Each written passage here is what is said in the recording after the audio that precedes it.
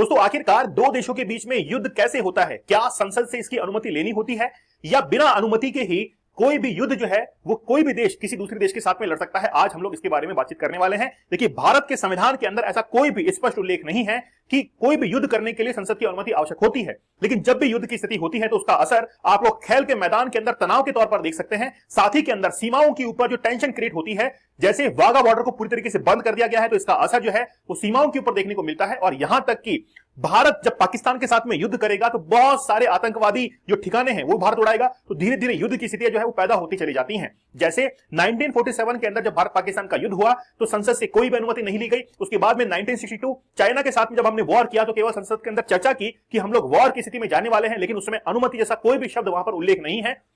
1965 के अंदर लाल बहादुर शास्त्री ने संसद के अंदर इसकी चर्चा की, बकायदा इसके ऊपर वोटिंग हुई, लेकिन युद्ध की घोषणा नहीं हुई कि हम लोग युद्ध करने के लिए जा रहे हैं। लेकिन 1971 का वो वक्त जिस समय इंदिरा गांधी ने कमान संभाली और बांग्लादेश को आजाद कराया, बकायदा संसद से अनुमति लेकर उस युद्ध के प्रस्ताव को पारित करवाया गया। और भारतीय इतिहास के अंदर केवल एकमात्र वही युद्ध था जिसको हमने संसद की अनुमति से आज जो है हमने भारत पाकिस्तान के साथ में युद्ध किया और उस युद्ध को जीता भी। उसके बाद में कारगिल वॉर, जिसमें अटल बिहारी वाजपेयी ने सेना को खुली छूट दी थी कि आपको जिस तरीके से भी, जिस जरिए से भी लड़ना है, जिस वक्त लड़ना है, आप लोग लड़ सकते हैं, लेकिन इस समय भी हमने संसद से कोई भी अनुमति नहीं ली। इसका अर्थ यह हुआ कि संसद के अंदर हम लोग कोई भी अनुमति पारित नहीं करवाते हैं, कोई भी प्रस्ताव पारित नहीं करवाते हैं, और संविधान के अंदर इसका कोई भी उल्लेख नहीं है। अगर हम लोग संविधान के अनुसार देखें तो संविधान के अंदर आर्टिकल 53 ये कहता है कि पूरी जितनी भी सेनाएं हमारे पास एयरफोर्स है, आर्मी है और एयरफोर्स से आर्मी और नेवी है, इसका सर्वोच्च कमांडर राष्ट्रपति होता है। और आर्टिकल 352 के तहत आपातकाल की घोषणा की जा सकती है, और उन आपातकाल की स्थितियों से निपटने के लिए हम लोग देश की आंतरिक व्यवस्था को सुनिश्चित करते हैं।